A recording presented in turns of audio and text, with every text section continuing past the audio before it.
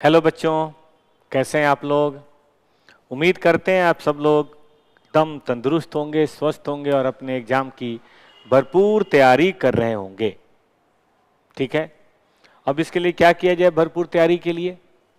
तो करना आपको ये है कि आपको कॉस्टिंग के लिए 3 दिन का समय तो देना ही है। अभी 18 दिन बचे हुए हैं, तो 3 दिन तो कॉस्टिंग का बचता है। तो day 1 4 session, day 2 4 session, day 3 4 session, 3-3 घंटे, 2.5 घंटे के सेशन रखिए, ज़्यादा अच्छा होगा। ज़्यादा का रखें तो अच्छी बात है, लेकिन 4 सेशन जरूर रखिए। एक ब्रेकफास्ट के पहले, एक लंच के पहले, एक डिनर के पहले और एक डिनर के बाद। कैसे शुरुआत करेंगे?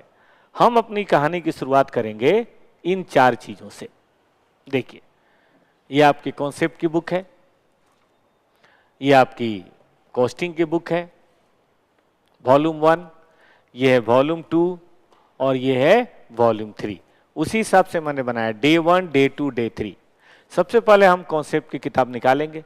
जैसे मान लीजिए हमने मटेरियल का रिवीजन करना है, तो मैं देख रहा हूं कॉन्सेप्ट की बुक अगर आपके पास है तो बड़ी अच्छी बात है, नहीं तो टॉपर्स का एक टेलीग्राम चैनल है, toppers cost notes, public channel है, कोई भी आदमी इसको देख सकता है, कोई भी आदमी इसमें से नोट्स डाउनलोड कर सकता है। खूब बढ़िया से ये नोट्स बेटा, हैंड रिटेन नोट्स उसमें दिए हुए हैं, आप इनका बढ़िया से इस्तेमाल करें। ठीक है, सबके लिए है ये। तो मैं इसमें देख रहा हूं कि मटेरियल के सारे कॉन्सेप्ट, बड़ा चैप्टर है मटेरियल, बट इसके बावजूद मटेरियल के सारे कॉन्सेप्ट 10-12 पन्नों के अंदर आ गया है। बी प्रिसाइज, 10 पन्नों के अंदर आ गया है। ठीक है, 11 मान लो 11। तो हम क्या करेंगे, हम पढ़ना शुरू करेंगे कि भाई मटेरियल कॉस्टिंग कैसे होती है, फिर ईओक्यू कैसे करना है, फिर आरओएल कैसे करना है, और उसके बाद हमने थोड़ा रुक जाना है और प्रैक्टिस की बुक लेनी है। प्रैक्टिस की बुक में से मटेरियल कॉस्टिंग के एक क्वेश्चन ऑडिट किया, एक क्वेश्चन बना लिया। ईओक्यू का 2-3 क्वेश्चन ऑडिट किया कि ताकि चैप्टर याद आ जाए, फिर 2-3-4 बना लिया। स्टॉक लेवल का 2-3 ऑडिट किया, फिर 2-3 बना लिया, और रफ में बना लीजिए, कोई दिक्कत नहीं, बहुत आराम से बनाने की जरूरत नहीं है। अभी ज़्यादा बनाना, ज़्यादा रिकॉल करना इंपॉर्टेंट है। और फिर उसके बाद आराम से मटेरियल ख़त्म, ब्रेकफास्ट कीजिए, ब्रेकफास्ट के बाद बैठिए और शुरू करिए लेबर कॉस्टिंग। आपको पता है इन दोनों चैप्टर से क्वेश्चन आने ही आने हैं, 5 नंबर का है चाहे 7 नंबर का है, दोनों से। तो देखो 14%, 70 में 70 का ही होता है ना, 70 में 14% यानी कि 20% तो यही हो गया। मैं देख रहा हूँ 1, 2, 3, 4, 5, 10 पन्ने इसके भी हैं। 10 पन्ने पढ़ने में कितना टाइम लगेगा? 20 मिनट, 25 मिनट। और उसके बाद थोड़े से होलसेल रोवन के क्वेश्चन कर लिए, थोड़े से ओवर टाइम के कर लिए, थोड़े से पेरोल का कर लिया, फिर थोड़ा सा लेबर टर्नओवर कर लिया, फिर उसके बाद थोड़ा पास्ट ईयर क्वेश्चन देख लिए, हो गया लेबर। बढ़िया से लंच कीजिए और लंच करने के बाद ऐसे ही ओवरहेड, थोड़ा कॉन्सेप्ट पहले पढ़ना है, फिर उसके बाद प्रैक्टिस करनी है, फिर कॉन्सेप्ट, फिर प्रैक्टिस।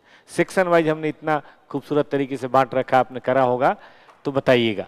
और जो जिन बच्चों ने पहले से पढ़ रखा है वो कमेंट करके बताएं क्या ये कॉन्सेप्ट की बुक सही में उनके लिए हेल्पफुल है।